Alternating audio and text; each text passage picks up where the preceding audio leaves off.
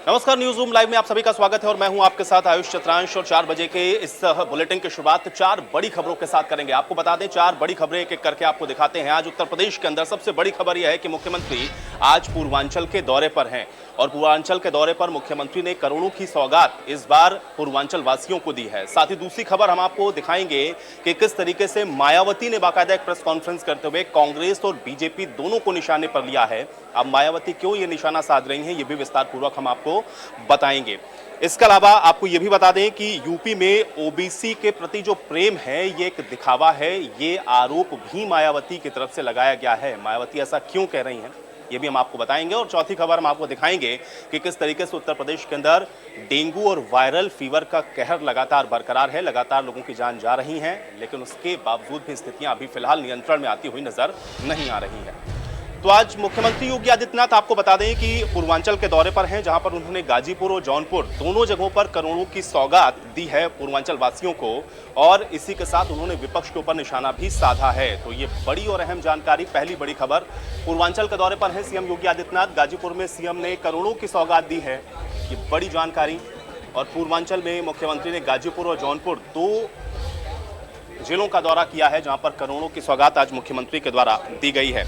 जिले से माफियाओं का सफाया हो चुका है, बीजेपी सरकार में सभी वर्गों का विकास हुआ है और बीजेपी सरकार लोक कल्याण के लिए समर्पित है, ये बात भी मुख्यमंत्री के द्वारा आज पूर्वांचल के दौरे के दौरान कही गई है। तो बेहद महत्वपूर्ण है। आज पूर्वांचल के दौरे पर पहुंचे जब मुख्यमंत्री योगी आदित्यनाथ। बातचीत करते हैं, राजन हमारे साथ जुड़ रहे हैं जानकारी के साथ। राजन, मुख्यमंत्री जौनपुर भी पहुंचे थे, जौनपुर को करोड़ों की सौगात के साथ साथ विपक्ष के ऊपर भी उन्होंने जमकर निशाना साधा है। आज का ये दौरा जौनपुर का मुख्यमंत्री का कैसा रहा, क्या जानकारी?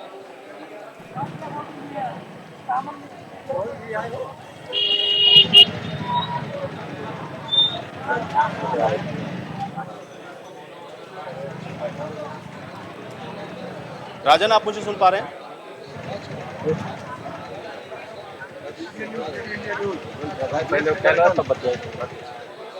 चलिए, राजन तक शायद मेरी आवाज नहीं पहुंच रही है, मैं दोबारा से रुक करूंगा राजन का। बड़ी जानकारी है क्योंकि पूर्वांचल के दौरे पर हैं मुख्यमंत्री योगी आदित्यनाथ, जौनपुर भी पहुंचे हैं, गाजीपुर भी गए मुख्यमंत्री योगी आदित्यनाथ। तो करोड़ों की विकास परियोजनाओं की सौगात आज पूर्वांचल वासियों को इन दो जनपद के अंदर मुख्यमंत्री के द्वारा दी गई है। इसके अलावा मुख्यमंत्री ने आज इन जनसभाओं के दौरान ये भी कहा कि किस तरीके से पूर्वांचल, जो कि माफियाओं का गढ़ हुआ करता था, आज वहां से माफियाओं का सफाया हो चुका है।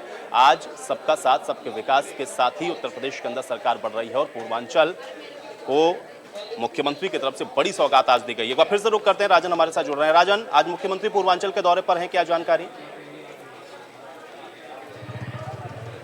बिल्कुल, आज मुख्यमंत्री योगी आदित्यनाथ जो है पूर्वांचल के दौरे पे सबसे पहले वह गाजीपुर गए, वहां पे जो है उन्होंने सौगात दी। उसके बाद वो सीधा जौनपुर पहुंचे हैं और जौनपुर में तकरीबन 1 घंटे तक मुख्यमंत्री योगी आदित्यनाथ यहाँ पे थे। यहाँ पे वो मुगरा भाजपापुर विधानसभा क्षेत्र है, वहाँ पे आए हुए थे। वहाँ पे उन्होंने जनसभा को संबोधित किया, साथ ही उन्होंने लगभग 250 करोड़ की जो परियोजनाएं है उसका शिलान्यास और लोकार्पण किया। तो यहाँ की जनता को जो है सीधा सीधा उन्होंने जो है तोहफा देने का काम किया मुख्यमंत्री ने। और साथ ही मुख्यमंत्री इस दौरान जो है सपा, बसपा और कांग्रेस पर जमकर निशाना साधते रहे। 4.5 साल का जो बीजेपी का कार्यकाल रहा है प्रदेश में, उसके बारे में उन्होंने गिनाया। प्रधानमंत्री के कार्यकाल को उन्होंने बताया, साथ ही उन्होंने बताया कि जो राजनीति है वो जो है मूल्यों और सिद्धांतों की होनी चाहिए, क्योंकि जातिगत राजनीति जो है वो विनाश की तरफ लेके जाती है और मूल्यों और सिद्धांतों की जो राजनीति होती है वो विकास करती है। और बीजेपी जो है वो विकास का कार्य कर रही है। बीजेपी की जो भी योजनाएं हैं वो जो है घर घर तक पहुंच रही है, लोगों तक पहुंच रही है, जबकि सपा और बसपा में जो है योजनाएं जो है घर तक और लोगों तक, लाभार्थियों तक पहुंचने का नाम नहीं लेती थी। तो साफ तौर पे मुख्यमंत्री योगी आदित्यनाथ जो है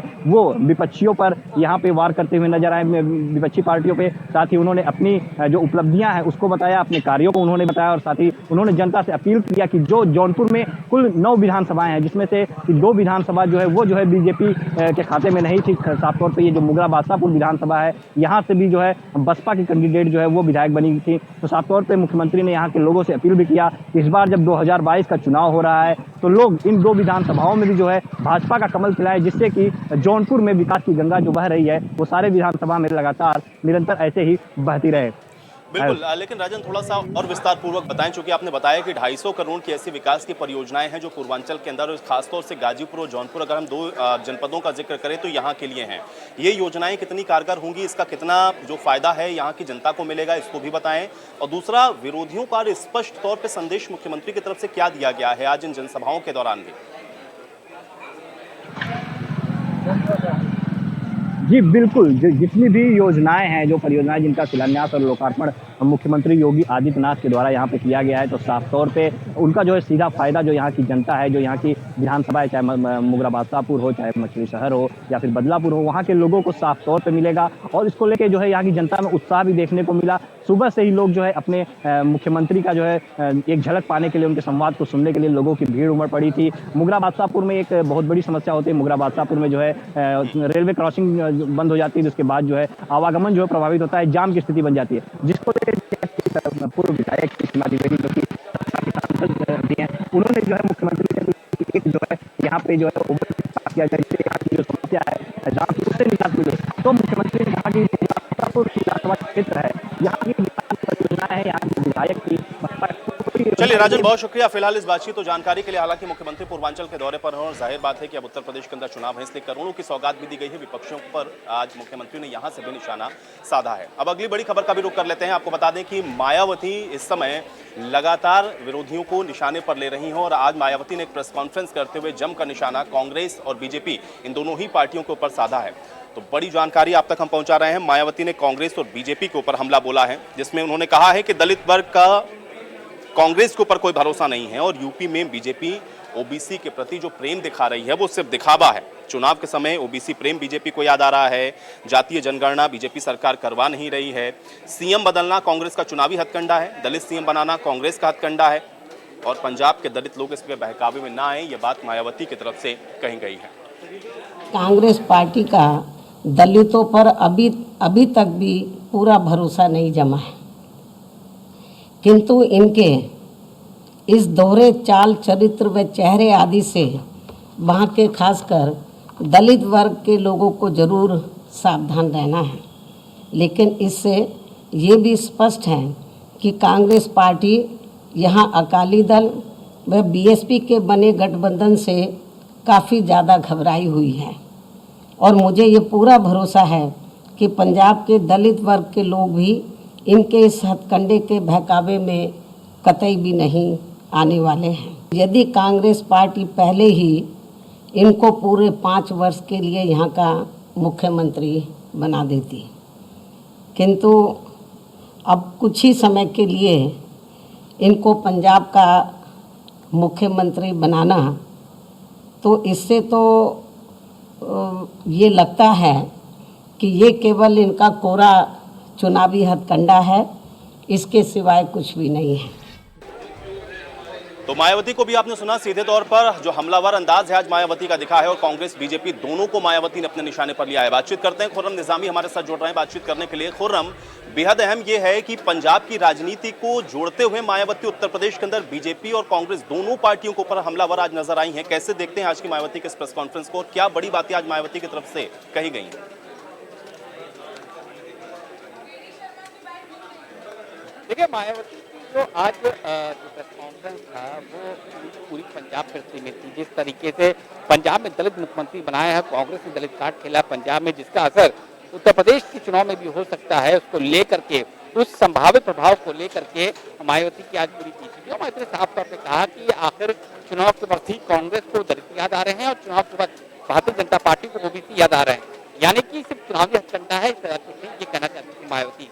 लेकिन देखिए क्या फर्क पड़ता है, अगर पंजाब में पहला दलित मुख्यमंत्री बनता है तो ये बात बिल्कुल साफ हो जाती है कि दलित वोट बैंक जो है एक बार कांग्रेस की तरफ रुख जरूर कर सकता है, तो एक बार उनके बारे में सोच सकता है। और कांग्रेस की यही चीज, कांग्रेस चाहती है कि जब चुनाव हो तो कम से कम वोट देने से पहले एक बार कांग्रेस पार्टी भी उनके जहन में हो, उनका प्रत्याशी कौन है, कैसा है, इस पर भी ध्यान दिया जाए। और अगर ध्यान दिया जाता है तो जाहिर सी बात है कि उसकी कई बातें जो वादे करेगी कांग्रेस पार्टी, जो मैनिफेस्टो होगा कांग्रेस पार्टी का, उसका भी खासा असर पड़ेगा। क्योंकि अभी तक तो ये होता आया है कि चुनाव में कांग्रेस को दरकिनार कर दिया जाता है, जहां कहीं थोड़ी बेहतर कैंडिडेट होता है वहीं पर वो जीत की हिसाब बन पाता है और दहाई नहीं हो पा रही है कांग्रेस। तो यही वजह है कि कांग्रेस ने एक तो जो बीजेपी में माफ करिएगा, जो पंजाब में राज चल रही है, जो इनर पार्टी कॉन्फ्लिक्ट चल रहा है, उसको शांत करने के लिए, सिद्धू को शांत करने के उन्होंने ये चाल चली कि एक ऐसे व्यक्ति को बनाया जो कि बादल के खिलाफ था, जो आउट गोइंग की मिनिस्टर के कैंप का नहीं था। तो दूसरी बात, दलित मुख्यमंत्री बनाने से एक मैसेज देते हैं मैसेज दिया गया है यहाँ के दलित वोटर्स के लिए कि अगर हम पंजाब में सत्ता आती है तो हम दलित मुख्यमंत्री बना सकते हैं। तो जाहिर सी बात है बहुजन समाज पार्टी ही से आपको दलित मुख्यमंत्री नहीं मिल सकता, हमसे भी मिल सकता है। तो दलित वोट बैंक ऐसा है जिस पर भारतीय जनता पार्टी की भी निगाहें हैं। हालांकि एक बड़ा शेयर बिल्कुल, लेकिन खुर्रम क्या मायावती की चिंता आज इस प्रेस कॉन्फ्रेंस में साफ तौर पर दिख रही थी, क्योंकि एक तरफ तो अकाली के साथ जब वो गठबंधन कर रहे थे तब उसके पीछे का भी मंशा यही थी, मोटिव यही था कि जो एक दलित चेहरा है उसको किसी तरीके से पोर्ट्रे किया जाए। बीजेपी जो कि वहां पर अभी किसी स्थिति में नहीं है कि वो गवर्नमेंट को बना सके, लेकिन फिर भी उन्होंने इस दांव को खेला था कि अगर बीजेपी की गवर्नमेंट आती है तो पंजाब को पहला दलित चेहरा हम देने वाले हैं।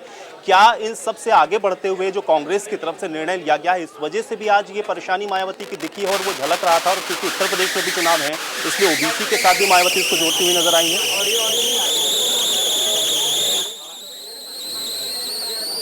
देखिए, वादे हर पार्टी करती है, पूरा कौन करता है देखने वाली बात है। 4.5 साल की जो प्रेस कॉन्फ्रेंस हुई थी उत्तर प्रदेश के कई जिलों में जहां मंत्री और मुख्यमंत्री ने की थी, तो उन्होंने गिनाया कि 4.5 साल में हमने क्या किया, यानी कि जो वादे किए वो हमने पूरे किए। तो जो वादा यहाँ पर हो रहा है कि हम आपको संभावना दे रहे हैं, एक ऑप्शन दे रहे हैं कि अगर हम सत्ता में आए तो हम भी दलित मुख्यमंत्री बना सकते हैं।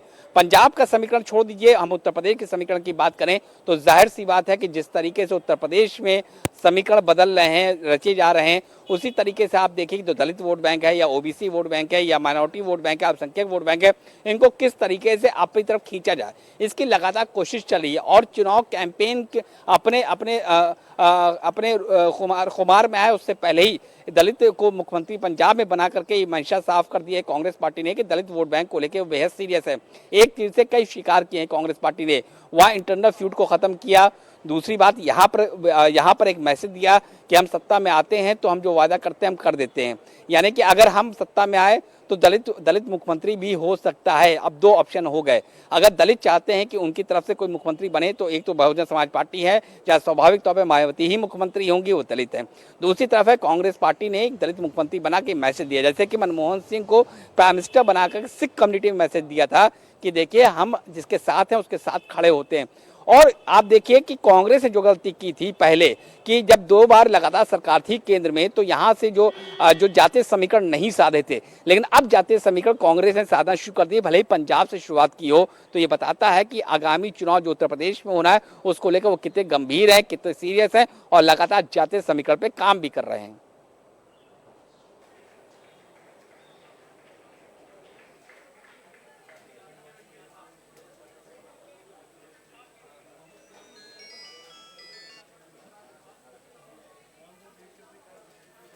चलिए खुर्रम, आप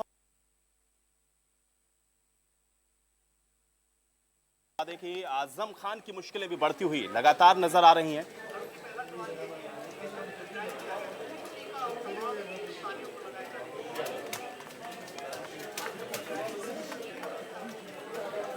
और आजम खान की मुश्किलें एक बार फिर से बढ़ती हुई नजर आ रही हैं। आजम खान, आपको बता दें, उनसे अभी ईडी पूछताछ करने के लिए सीतापुर जेल पहुंची है। ये बड़ी जानकारी आप तक हम पहुंचा रहे हैं क्योंकि आजम खान सीतापुर की जेल में बंद हैं और अब ईडी उनसे पूछताछ कर रही है। सीतापुर से जानकारी है आजम खान की मुश्किलें एक बार फिर से बढ़ गई हैं। ईडी की 2 सदस्यीय टीम कारागार पहुंची है। जेल में बंद आजम खान से मनी लॉन्ड्रिंग के मामले में पूछताछ की गई है और ईडी से पहले आजम खान की पत्नी तंजीम फातिमा भी मुलाकात करने के लिए पहुंची थी। तो ईडी के द्वारा पूछताछ की जा रही है। आजम खान से सीतापुर जेल ईडी की टीम पहुंची है जिसने आजम खान के साथ पूछताछ की है और ईडी की टीम के पहुंचने से पहले ही तंजीम फातिमा के द्वारा भी बातचीत की गई है, आजम खान के साथ मुलाकात की गई है। खुर्रम निजामी हमारे साथ लगातार बने हुए हैं। खुर्रम, आजम खान से ईडी पूछताछ करने के लिए पहुंची है, क्या जानकारी?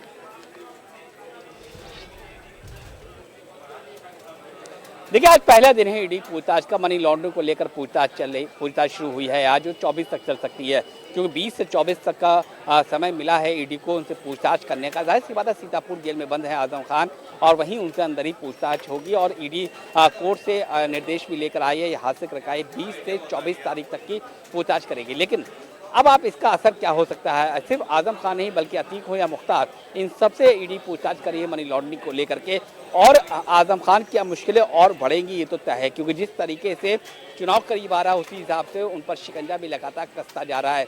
कोरोना के चलते मेदांता में लंबे समय तक वो एडमिट रहे, अब वो सीतापुर पहुंच चुके हैं, उनके बेटा भी उनके साथ वहीं मौजूद है, अब्दुल्ला आजम। तो जाहिर सी बात है, आजम खान से जब ईडी पूछताछ करेगा मनी लॉन्ड्रिंग को लेकर के, क्योंकि जौहर यूनिवर्सिटी का मामला है, लगातार तूल पकड़ता जा रहा है, जो कि सरकारी ज़मीन कथित तौर पर हथियाई थी आजम खान ने, उसको सरकार ने वापस ले लिया है।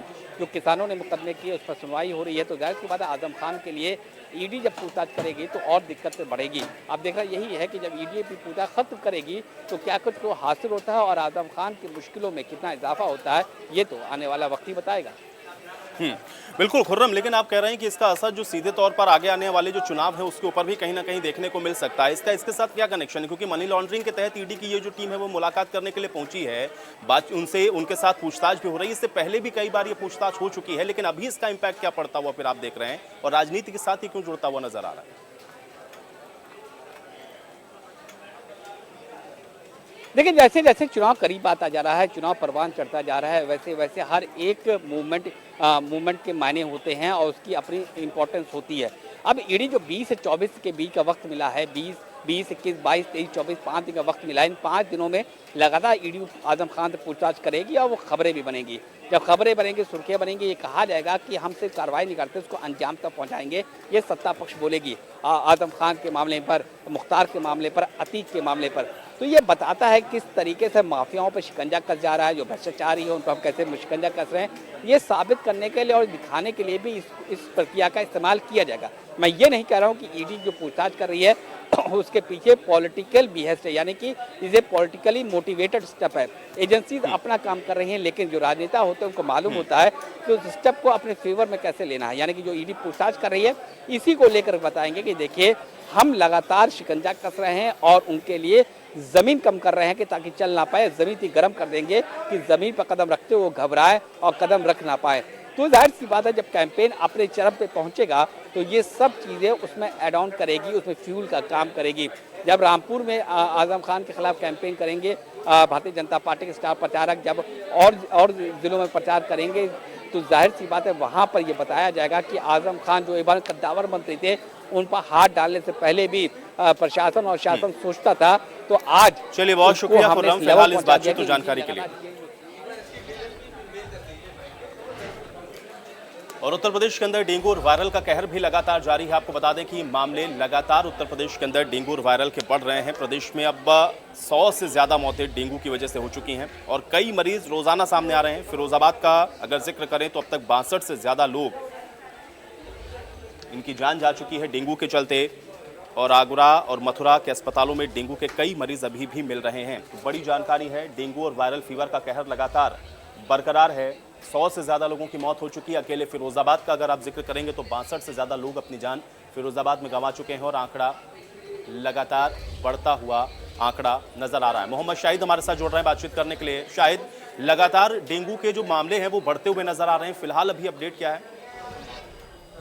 बता दूं, लगातार केसों में बढ़ोतरी तो हो ही रही है, लेकिन अब जिला प्रशासन ने जो मेडिकल कॉलेज का 100 शय्या अस्पताल था उसमें 100 बेड थे और 100 बेड का और एक अस्पताल शुरू किया था। उसके अलावा एक शिकाबाद में और एक फिरोजाबाद दीदामई में ये 100 बेड का अस्पताल और शुरू किया। इस वजह से फिरोजाबाद का जो जिला अस्पताल है वहाँ पर अब 200 से ज्यादा मरीज हैं और ये 2 अस्पतालों में और मरीज बढ़ गए हैं, लेकिन मरीजों की तादाद घटी नहीं है। मरीजों का 400 से ऊपर आज भी है और रोजाना 100 से 150 मरीज ये वायरल बुखार के एडमिट किए जा रहे हैं। लेकिन प्रशासन पूरी तरीके से लगा हुआ है, लेकिन अभी पूरी तरीके से इसे काबू नहीं पाया जा सका है। स्वास्थ्य विभाग की कई टीमें घर घर जाकर लोगों को जागरूक कर रही हैं। कूलर में घास है कि नहीं, पानी है कि नहीं, इसकी जानकारी लोग दे रहे हैं जिसको पानी को निकालें, लेकिन अभी तक पूरी तरीके से जिला प्रशासन और स्वास्थ्य विभाग को कामयाबी नहीं मिली है। लेकिन 62 का जो आंकड़ा जिला प्रशासन बता रहा है मौत का,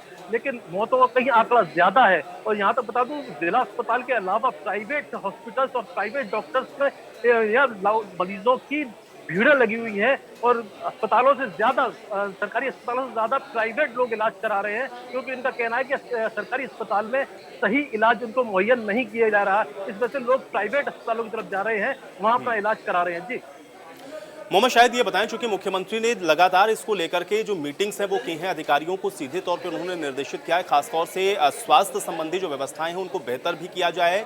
निगम को भी निर्देशित किया गया है कि एंटी लार्वा के छिड़काव समेत जो भी साफ सफाई की व्यवस्थाएं हैं उनको सुदृढ़ किया जाए। क्या उसका असर वहां फिरोजाबाद में आपको नजर आ रहा है, या मुख्यमंत्री ने जो निर्देश दिया है महकमा उस तरीके से काम करता हुआ आपको नजर आया? मैं आपको बता दूं, मुख्यमंत्री को आए हुए करीब 25 दिन से ज्यादा हो गए हैं, लेकिन अभी तक कोई सुधार देखने को नहीं मिला है। टीमें लगी हुई हैं, लेकिन अब फिरोजाबाद के ग्रामीण इलाकों में ये वायरल बुखार फैल गया है।